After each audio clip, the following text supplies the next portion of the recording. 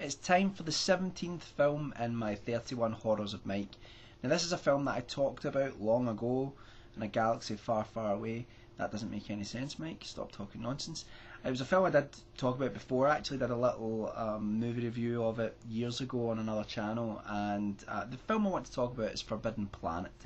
It's one of my favourite films of all time. It was made in 1956. It was directed by Fred M. Wilcox, and it's a film which I believe has stood the test of time more than most films from that era. Now, it is a sort of science fiction movie, but there are definite horror moments, and there's definitely a rather creepy atmosphere in the film as well. It's set in the 23rd century, and it's about a starship commanded by Leslie Nielsen. Yes, I know, you think Leslie Nielsen, you think Police Squad, Naked Gun, Airplane, all that sort of comedy. Love all that sort of stuff, but Leslie Nielsen was a leading man at this time, and so he's playing it straight here. And he's a commander of this starship, and the starship has been sent to this star system where a group of humans were supposed to have settled there 20 years previous, and they've been sent there to check up on them because they've not heard anything from them, to see what happened to them. So when they get into orbit of the planet where the original expedition went to, they receive a message from Dr. Morbius, played by Walter Pidgeon, on the ground, who claims that there was a horrible catastrophe and that everybody on the planet was wiped out, and that if they valued their lives, they needed to leave orbit immediately and never return. So Leslie Nielsen being Leslie Nielsen, the commander decides, no, to hell with this, we're going down. So they land on the planet and they go to investigate, and they find that there are only two survivors from the expedition, Dr. Morbius and his lovely daughter Altaira. So they start to ask questions. They ask Dr. Morbius, well, what happened to everybody? And he says that there's some unknown force, probably some unknown intelligent force on the planet, which wiped out everybody and stopped them from leaving, just killed everyone apart from Morbius, his wife and his daughter. And the wife had since died of natural causes. And so the commander decides that he's going to stay there for a while and investigate what's happened, because he feels as if Morbius is somehow hiding something. And that's really the setup of the film. What's great about it, I don't want to ruin it for anybody that's not watched it. I mean, I could have went a little bit more into the plot, but I don't want to leave it at that, because part of what makes this film great is the sense of mystery. And it's a sense of mystery which I think in some places you can only really get in a science fiction film, but it's rarely pulled off. And what makes this film, first of all, so impressive right off the bat is that visually the special effects by A. Arnold Gillespie and others is, the special effects are amazing. They're absolutely astounding for the time. Have they aged now? Well, yeah, they probably have a little bit, but when you watch it, you're still like, you can't believe what they actually achieved in 1956, especially when you think of the really hokey effects that you were still getting. God, you still get now in some films, and you see what they achieved in 1956. You see what's achieved when people get the resources and also put a lot of passion into trying to make a genre film, science fiction, horror, fantasy, whatever it is, when they try to make it as seriously as possible. And in this case, you get just fantastic production values. There are things that have aged in it from a visual aspect, there's no doubt about that. It does very much still feel like it still feels like a 1950s B movie in a lot of ways. It just has that dynamic to it, but it's certainly an A picture in terms of the production value. And the music as well is groundbreaking. It was made by Louise and Bibi Baron.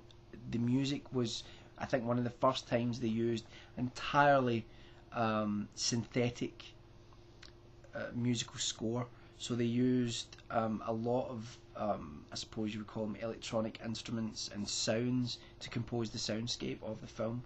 And it gives this really sort of otherworldly feeling when they're on the planet.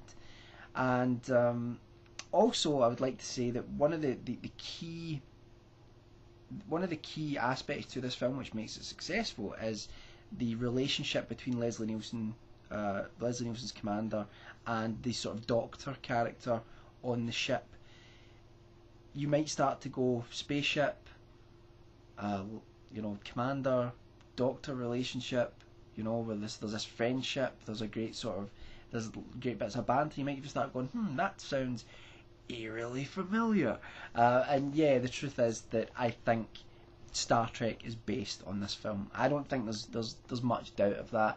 I think especially if you watch the unaired pilot of Star Trek called The Cage, there's no doubt that it was really a television version of Forbidden Planet.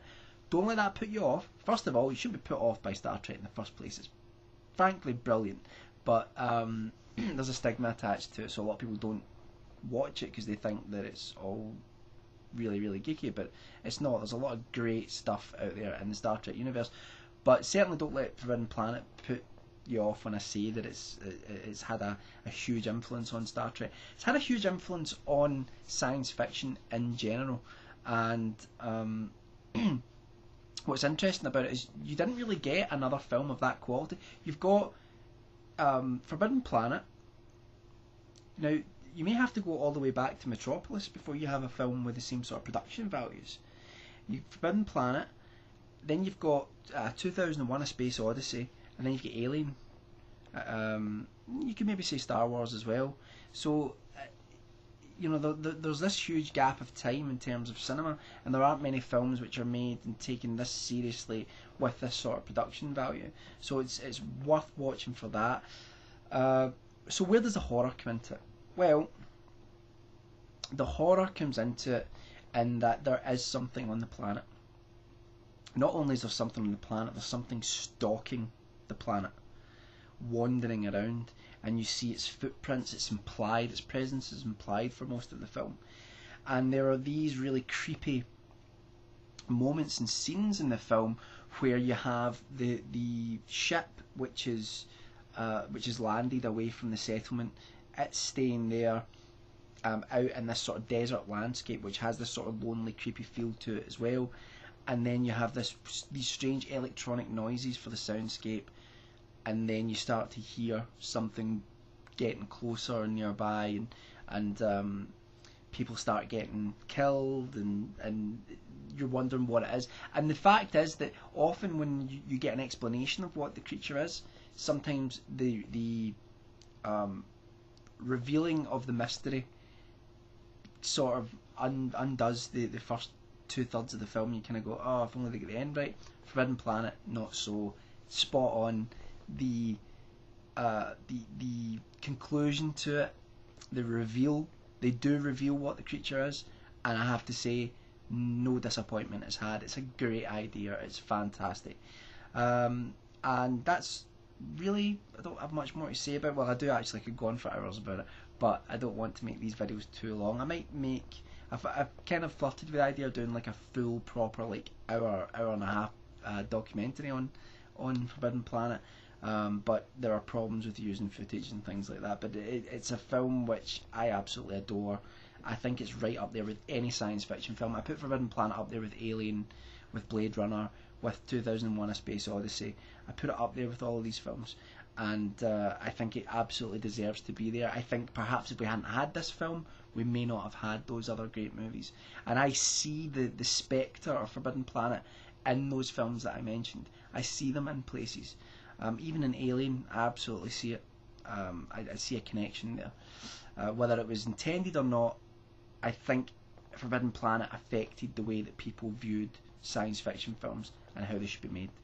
And like I say, while it is primarily science fiction, it's definitely got horror elements to it as well, which is why I've put it here. When I watched it as a kid, the scenes out there in the desert with that thing wandering around were really creepy to me. They were really creepy, really effective. And you could make the argument that it's a monster film. And a lot of the films in the 1950s that were monster films were normally science fiction movies. So there is this line where you say, well, if it's a monster film, surely it's horror, but it's kind of with a science fiction element to it. So science fiction horror, you could say that perhaps it's one of the first sci-fi horrors that was ever made. absolutely highly recommended, and it is also the first the first introduction of Robbie the robot, who was this robot character that was used in a bunch of films, also and kind of Lost in Space as well, the TV series. So there is stuff in it that's hokey 1950s B movie stuff. There's no doubt that there's that element there, but to me that's charming, and the rest of the film is utterly impressive. The effects, the atmosphere, the storytelling, the acting, everything is absolutely incredible about it. And another one of my favourite films from the 1950s was Altaira from Beyond Space, which shows you how a really, really low budget version of Forbidden Planet might have been. Forbidden Planet is a much, much better film. So I think you can appreciate what happens when you take a B movie and you really treat it like an A picture, because that's when we get stuff like Forbidden Planet and Alien, which was meant to be like a low budget Roger Corman flick originally. When you treat it like an A movie, you treat it seriously, you get some truly amazing cinematic moments. So that is Forbidden Planet. Go and check that out. If you haven't seen it, oh, I can't wait to hear what you think about it, because it's just a wonderful, wonderful film. So that's all for now. I'll be back shortly with the 18th film in my 31 Horrors of Mike. Bye for now. It's time for the 17th film in my 31 Horrors of Mike. Now this is a film that I talked about long ago in a galaxy far, far away. That doesn't make any sense, Mike. Stop talking nonsense. It was a film I did talk about before. I actually did a little movie review of it years ago on another channel, and the film I want to talk about is Forbidden Planet. It's one of my favourite films of all time. It was made in 1956. It was directed by Fred M. Wilcox, and it's a film which I believe has stood the test of time more than most films from that era. Now, it is a sort of science fiction movie, but there are definite Naked Gun, Airplane, all that sort of comedy. Love all that sort of stuff, but Leslie Nielsen was a leading man at this time, and so he's playing it straight here. And he's a commander of this starship, and the starship has been sent to this star system where a group of humans were supposed to have settled there 20 years previous, and they've been sent there to check up on them because they've not heard anything from them, to see what happened to them. So when they get into orbit of the planet where the original expedition went to, they receive a message from Dr. Morbius, played by Walter Pidgeon, on the ground, who horror moments, and there's definitely a rather creepy atmosphere in the film as well. It's set in the 23rd century, and it's about a starship commanded by Leslie Nielsen. Yes, I know, you think Leslie Nielsen, you think Police Squad.